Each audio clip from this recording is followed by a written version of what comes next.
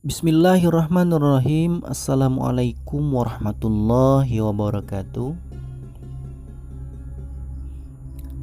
Kisah kali ini adalah kisah seorang wanita cantik yang menggoda ulama. Kisah ini terjadi pada abad pertama Hijriah di zaman tabi'in. Dan wanita itu pun berkata, "Wahai suamiku, adakah di Makkah ini laki-laki yang jika melihat wajah cantikku ini ia tidak tergoda?"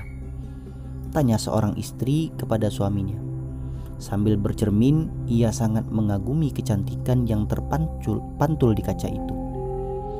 "Ada," jawab sang suami. "Siapa?" kata istrinya. "Ubaid bin Umair," jawab suaminya. Sang istri diam sejenak. Ia merasa tertantang untuk membuktikan bahwa kecantikannya akan mampu menggoda lelaki itu.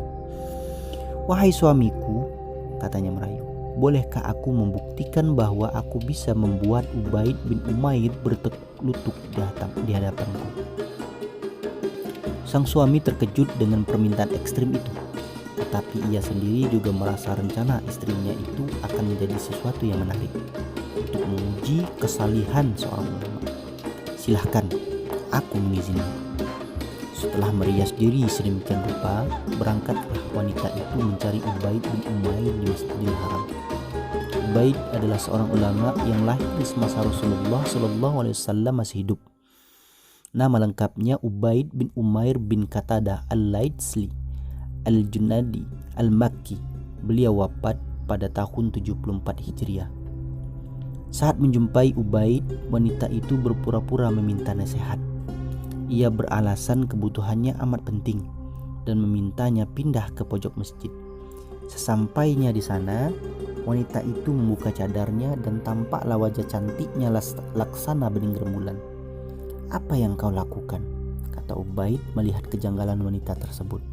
"Sungguh aku mencintaimu. Aku hanya ingin jawaban darimu," sergah wanita itu terus berusaha menggoda Ubaid. "Sebentar," kata Ubaid. Kini nadanya mulai naik. "Ada beberapa pertanyaan yang jika kau menjawabnya dengan jujur, maka aku akan menjawab pertanyaanmu tadi." "Baik, aku akan menjawabnya dengan jujur. Pertama, seandainya malaikat maut datang menjemputmu saat ini, apakah engkau senang aku memenuhi ajakanmu?" Wanita itu tak menyangka akan mendapatkan pertanyaan yang langsung mengingatkannya dengan kematian. Kemudian menjawabnya, "Tidak." Kedua, seandainya saat ini engkau berada di alam kubur dan sedang didudukkan oleh malaikat Munkar dan Nakir untuk ditanyai, apakah engkau senang aku penuhi ajakanmu? "Tidak," jawabnya. Ketiga, seandainya saat ini semua manusia menerima catatan amalnya dan engkau tidak tahu apakah kau akan mengambilnya dengan tangan kanan atau tangan kiri, apakah engkau senang jika aku memenuhi ajakanmu? "Tidak." Keempat, seandainya saat ini seluruh manusia digiring ke timbangan amal dan engkau tidak tahu apakah timbangan amal kebaikanmu lebih berat atau justru amal buruknya yang lebih berat, apakah engkau senang jika aku memenuhi ajakanmu? "Tidak."